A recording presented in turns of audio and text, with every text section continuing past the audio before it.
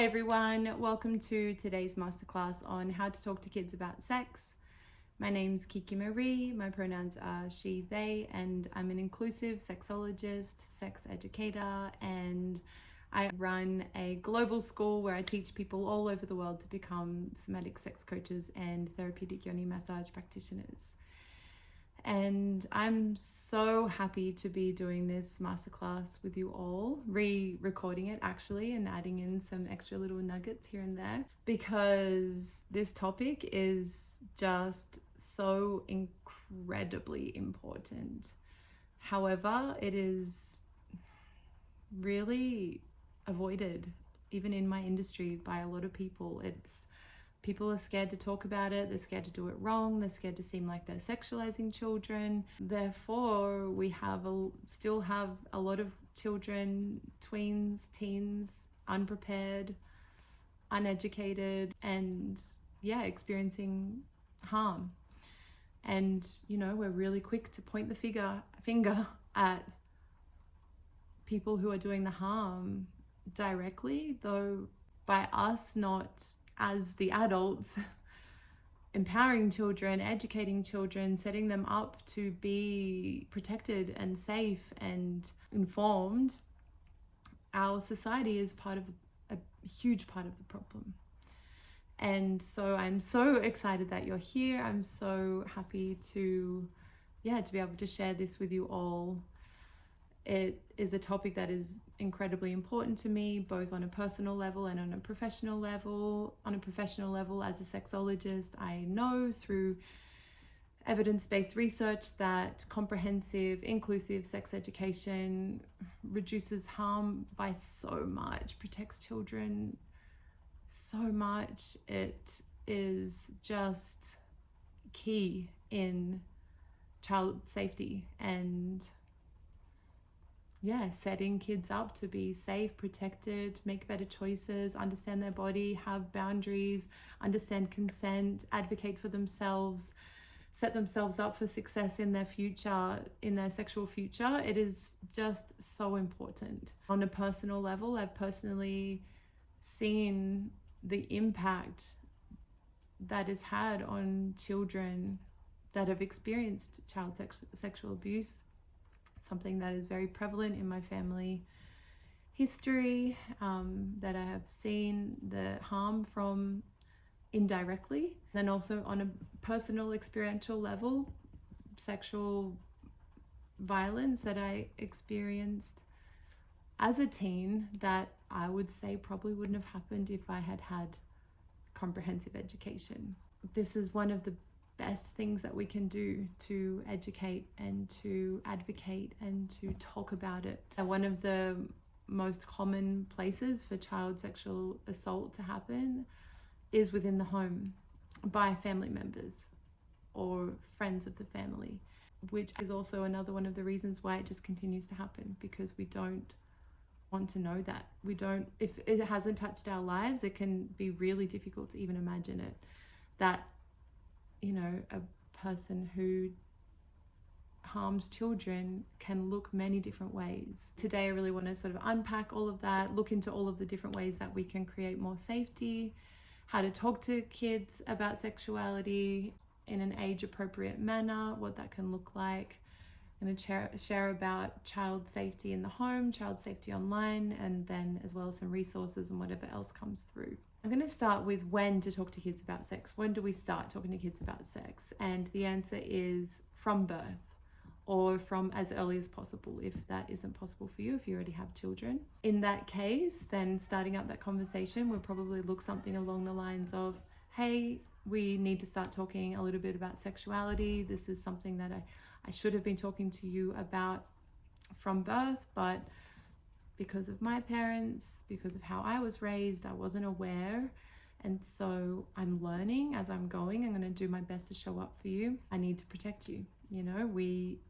As adults need to protect children, and parents especially need to be the place that children get their sex education from. They need to be able to get it from you. They need to feel safe to get it from you. They need to feel comfortable to get it from you. Otherwise, they're their peers at school, they're going to porn. Most children from 9 years old onwards are getting their sex education initially from porn, which is rampant with violence, with acting, and a lot of kink, and actually, if we're talking about Pornhub and other big porn companies like that, trafficking and non-consensual sex. So we need to be that safe place. If that's uncomfortable for you, that's okay. That's normal. That's common. You can work through that though.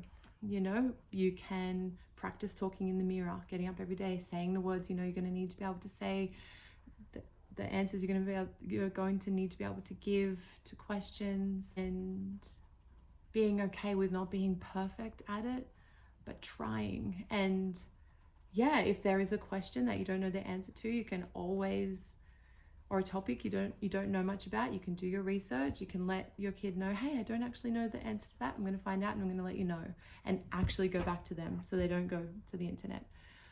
Or you can say, hey, I'm going to learn this and find out together. When we're educating kids from birth, we're using age-appropriate education, age-appropriate information. The answer to a question, particularly from like 3 years old upwards, is usually when questions start coming, is going to look very different for a 3-year-old to a 12-year-old. And you are going to be the one that knows what is age appropriate for your child, for what their level of comprehension is. I usually suggest to give short answers and then to see if they have more questions, and then add on from there. And you'll sort of notice when they lose interest, they've got their answer. They're not understanding anymore, so it's not probably age appropriate. It's not relevant for them anymore. Or they'll ask you more questions. They'll be ready for more information. That's a really good gauge. Sort of give them just a little bit and then build from there. If they're asking you a question you have concern about, then I would recommend to respond with more questions. Oh, where did you hear about that? That's a really interesting question. What makes you ask that? And they can be a really great resource for you to get those conversations going and to build on conversations, to understand what their level of awareness is. It might take you by surprise. And then from sort of 0 to 3, so yeah, 3 onwards, we're answering questions, we're giving information, we're emulating what we're wanting them to feel in their bodies, confident, comfortable, able to express themselves, express their boundaries, understand consent. We can do that in our day-to-day lives. It doesn't need to be attached to sexuality. It can just be a matter of the way we interact with people around us and our comfortability. And from 0 to 3, this is when we can start naming body parts, accurate names for body parts, so that your child is empowered in understanding their body. They're able to name something. If something were to be touched and legal proceedings need to happen, they need to be able to name what happened to them. And also doing check-ins, either an informative check-in of, hey, I'm going to pick you up now, or hey, I need to change your nappy, letting them know, not just grabbing them and doing things with them, giving them this reality of someone can't just do something to me without checking in with me first or talking about it first, having space around it. That's a lot of the time what we do with children, because we do know what's best for them. But doing a little informative check-in or a consensual check-in of, hey, do you mind if I give you a hug? You know, hey, how do you feel about a hug right now? So we've got, you know, a checking in informative of something we need to do for them, because we know what needs to be done for them. We don't ask them if they need to be picked up to be lifted into the car, because they need to be picked up and lifted into the car. They can't get in themselves. And this is something that I've definitely learned through being around parents and talking with parents about how they work with their kids. That I have had a couple of parents that do ask for consent first, and that's, you know, each parents the way that they want to parent. But yeah, at the least doing an informative check-in for things like that, and then doing a consensual check-in for things that aren't necessary for them to be safe, to be looked after. You know, if they're screaming and crying, you can check in. Hey, is there something that I can do for you to help you now? Would you like a hug? Would you like a bit of space? Would you like to tell me how you're feeling? So we're setting up this norm of this child has consent over their body. They have authority over their body. Their body is their own. And this is kind of a good segue to go into getting them to understand safe touch, getting them to understand unsafe touch, and informing them that they need to stop any kind of unsafe touch and they need to report it to you straight away, and they're never going to be in any trouble for anything happening. No matter what anyone says to them, you are their safe place to talk about absolutely anything and everything with. And it's really, really important that they know this.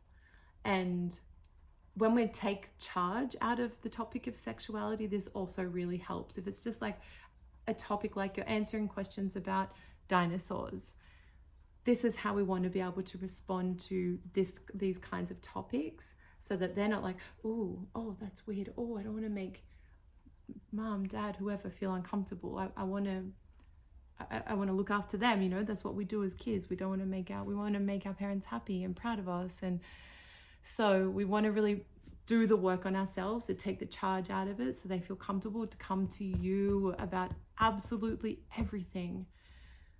You need to be their safe place to land in a very dangerous world. That's just the reality. And so, yeah, letting them know safe touch, unsafe touch, how to tell you, how to let you know what's happening, what's happened, that you're a safe place. And I guess sort of to touch on safety up in the home, I think it's really important that we have conversations with family members and check in with them of how they feel about looking after our child. If they feel like, you know, this conversation is almost impossible to have. However, it could be the one that saves your child. And that is to, you know, you have a younger cousin or a sibling or an uncle, and you say to them, hey, would you mind minding my child? I'm going to have a camera set up because I need to know everything that's happening all the time with my child. I'm not saying I don't trust you. I just need to know what's happening with my child all of the time. That just makes me feel really safe. I even do it with my dog. And you can gauge with them. Is that okay with you? If they're a safe person, then they're going to be okay with it. If they're not a safe person, they might be like, you know what, like that's fine. I understand that, but I don't feel comfortable having a camera on me. Or they might be a safe person and they just don't feel like having a camera on them.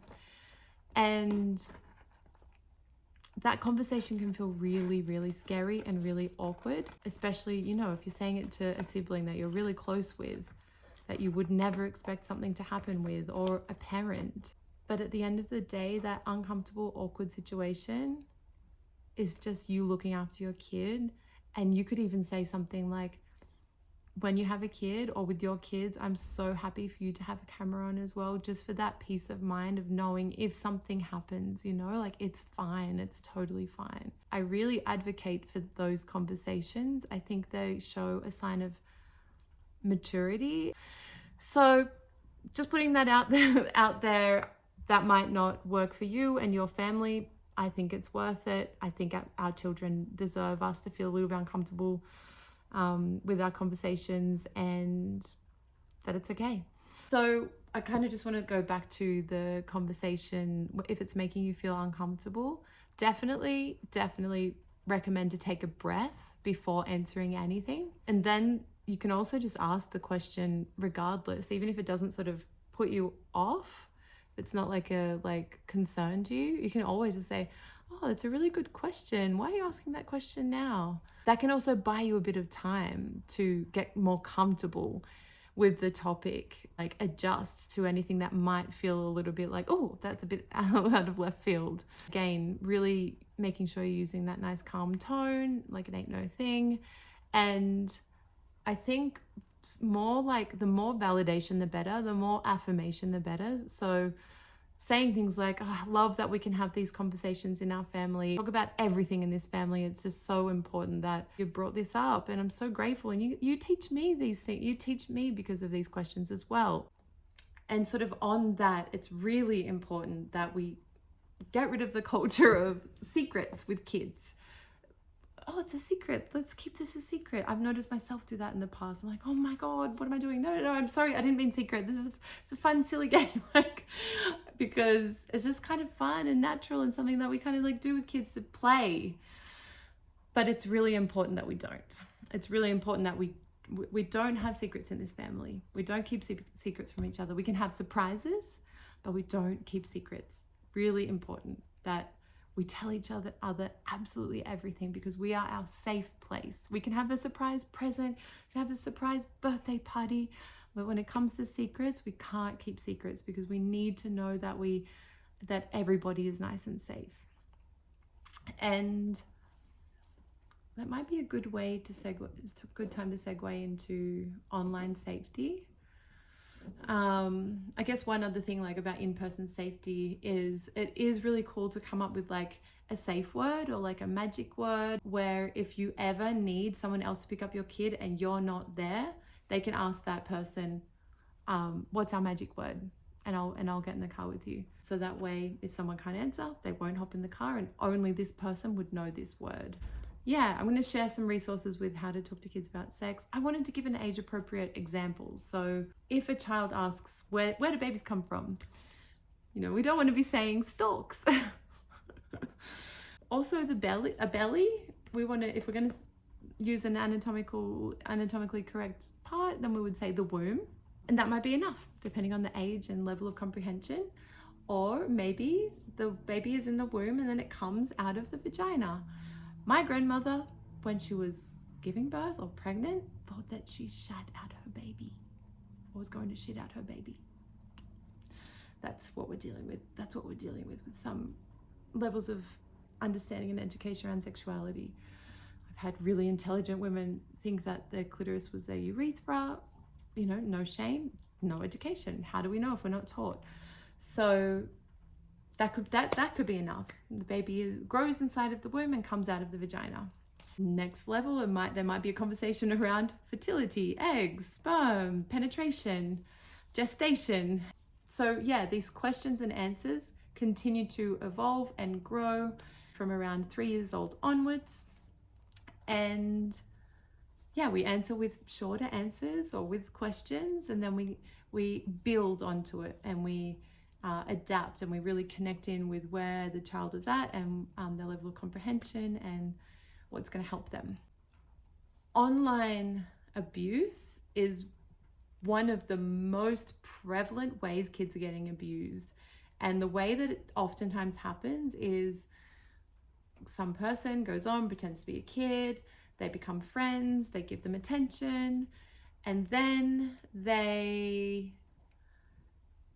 get them to send them something that they shouldn't send, whatever that might be. And they hold that against the child to give them more and more and more to meet up as well. It's really scary, really scary. The internet connected to the whole world.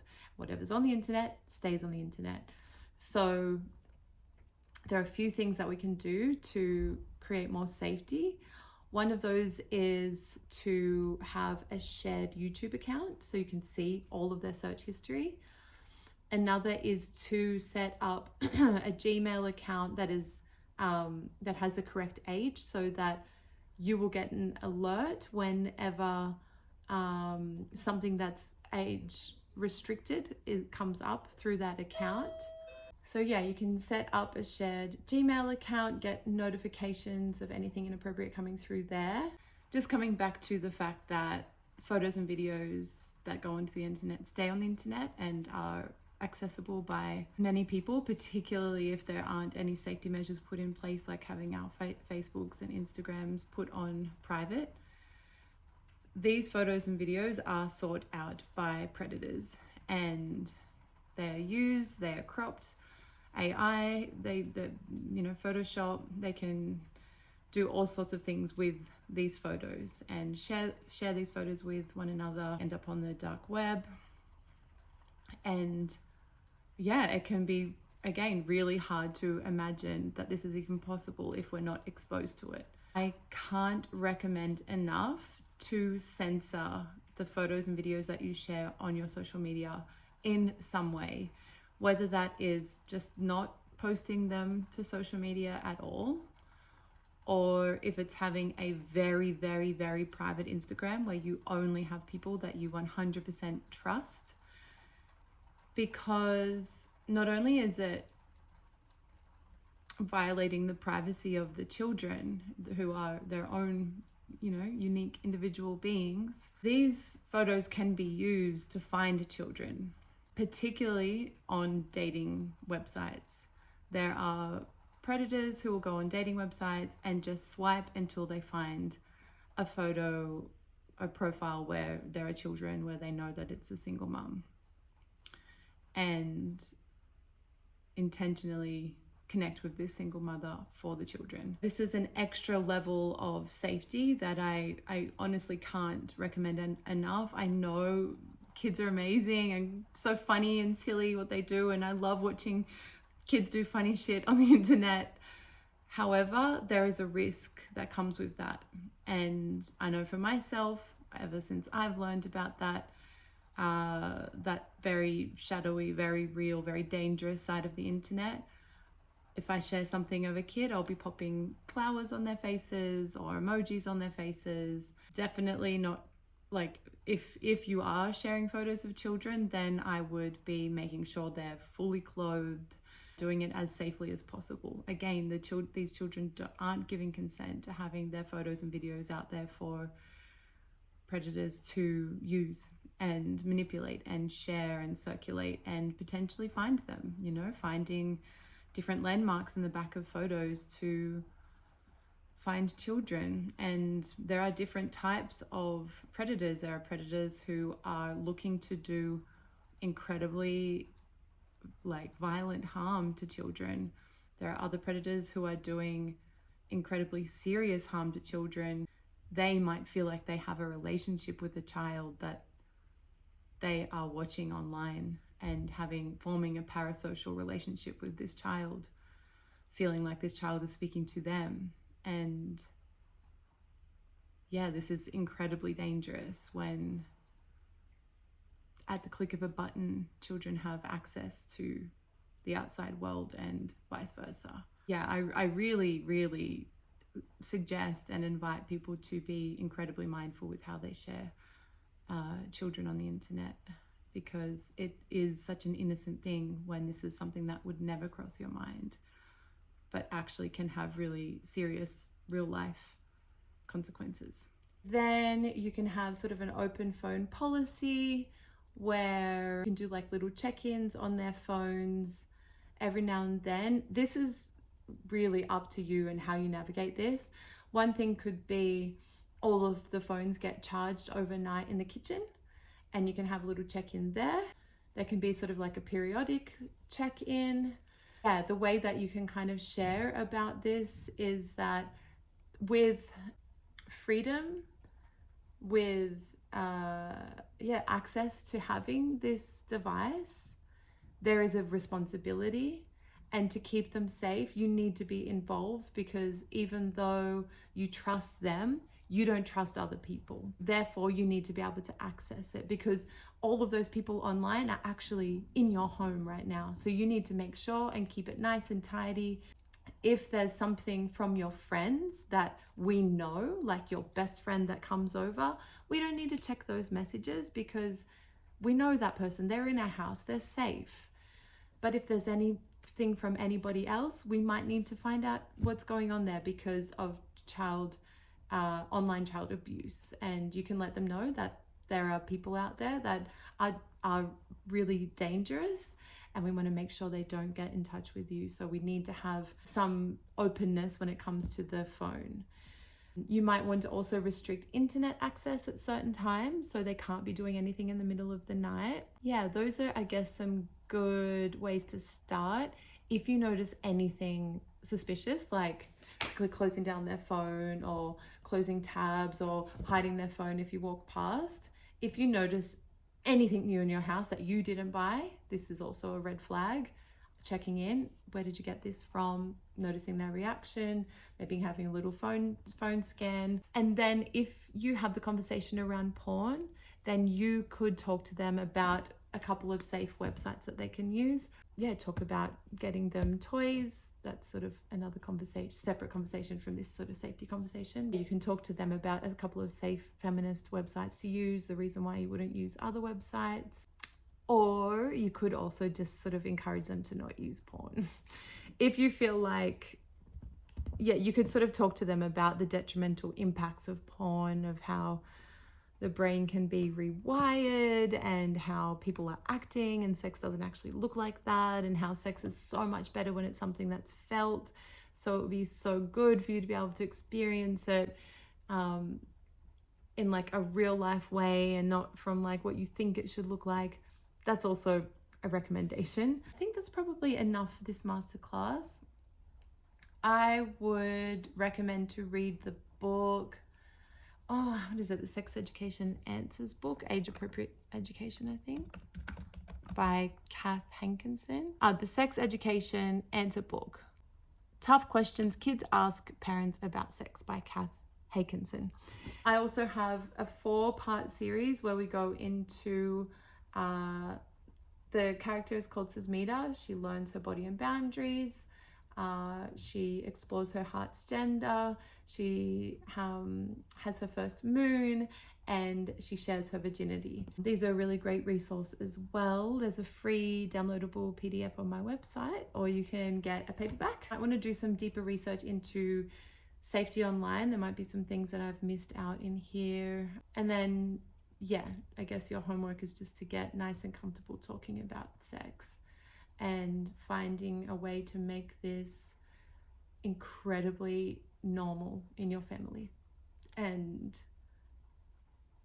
creating an environment where they don't feel like they have to seek the answers externally, but they can come to you whenever with any question, with any concern, that it's totally acceptable and safe and cherished and respected. Yeah. All right, I think I might leave it there. Thank you all so much for joining. Let me know if you have any questions, and I'll see you soon. Ciao.